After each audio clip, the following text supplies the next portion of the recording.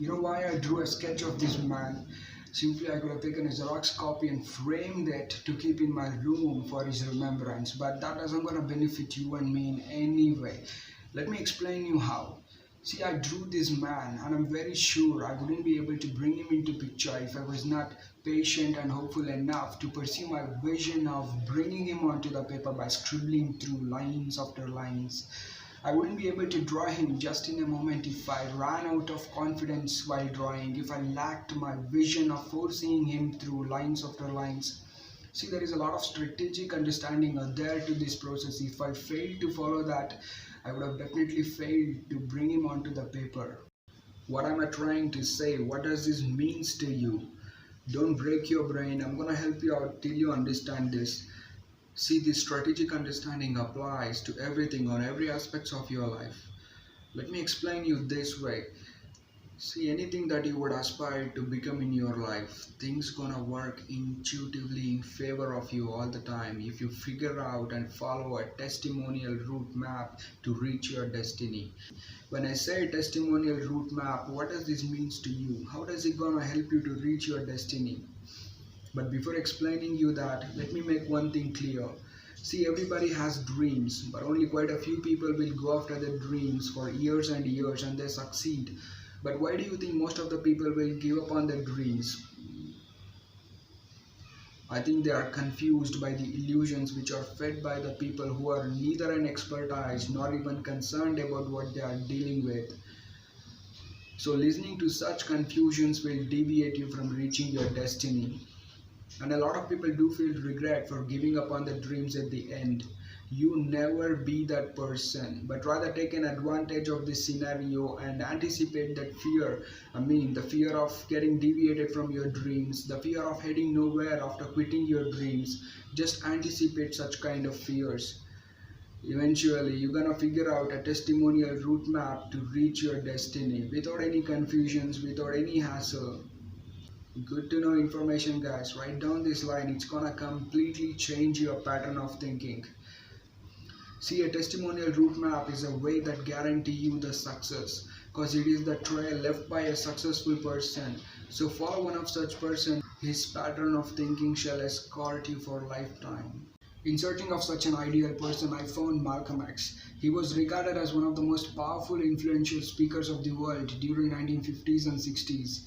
He means a lot to me. I adore this man for many reasons. I have learned many lessons from this man.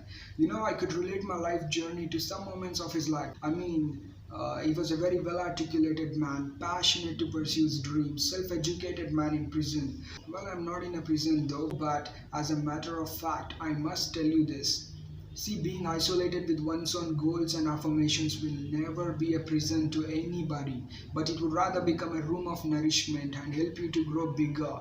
So I suggest you to isolate yourself, but before doing that, make sure your eyes and ears are wide open to be in touch with an existing world, because you might get lost in your own dream world.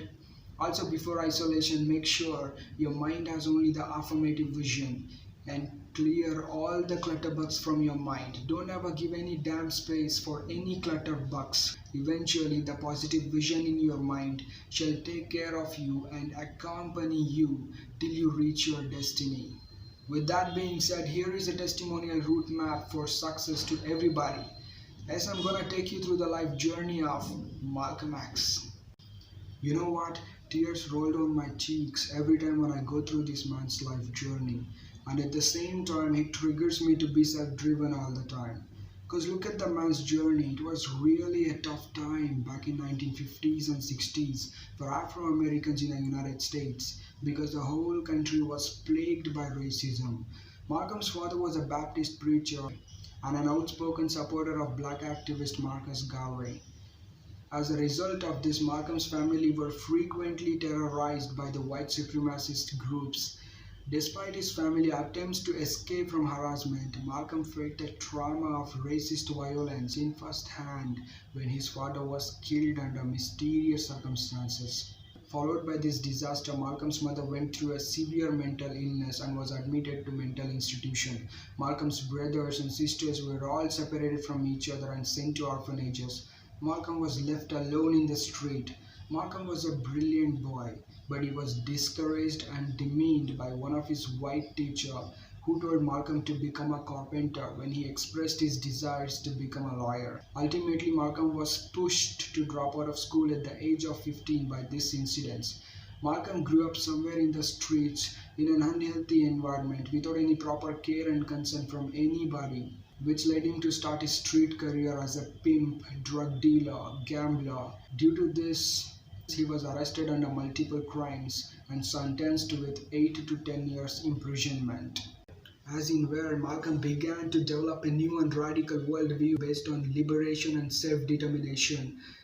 Through one of his friends' influence, Malcolm became an insatiable reader in prison. He soon found himself drawn to the teachings of Elijah Muhammad and joined Nation of Islam and became a minister.